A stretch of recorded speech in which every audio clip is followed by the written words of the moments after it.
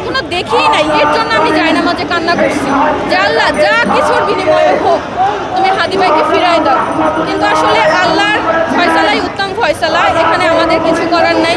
আসলে মরার ভয় নেই, আমার নিজের কোনো ভাই নেই, আমার আপন কোনো ভাই নেই, তবে হাদি ভাইকে আমি সামনাসামনি কখনো দেখিনি, ওনাকে আর দেখতেও পাবো না। আমি আমার কলিগদের সাথে, আমার আপনজনদের সাথে বলতেছিলাম আল্লাহ যদি ওনাকে ফিরাই দেয় তাহলে আমি একবার ওনাকে শুধু দেখতে চাই, এটাই ছিল।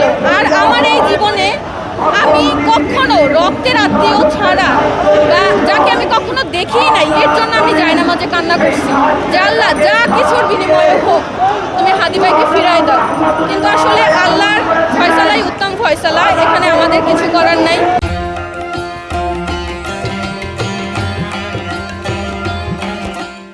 আমরা দোয়া ছাড়া কিছুই করতে পারবো না, তবে আমরা আজকে এখানে দাঁড়িয়ে, বাংলার মাটিতে দাঁড়িয়ে আমরা চাই আমাদের এই হাদি ভাইয়ের মতো আমরা আর কোনো হাদি ভাইকে হারাতে চাই না। আমাদের মায়ের বুকে যে সন্তান আছে, আমরা সবাই বাংলাদেশে বেঁচে থাকতে চাই এবং সার্বভৌমত্বে নিজেদের অধিকার নিজেরা নিজেদের মতো করে বেঁচে থাকতে চাই। শুধুমাত্র আমার সরকারের কাছে এবং প্রধান উপদেষ্টার কাছে একটাই দাবি যে আপনি নির্বাচনের মাধ্যমে আমাদের সামনে আসেন নাই, আমরা আপনাকে যুব সমাজে আপনাকে এই জায়গায় দাঁড়া করাইছি, আমাদের ভালো মন্দ, জনগণের ভালো মন্দ সব কিছু দেখার দায়িত্ব আপনার।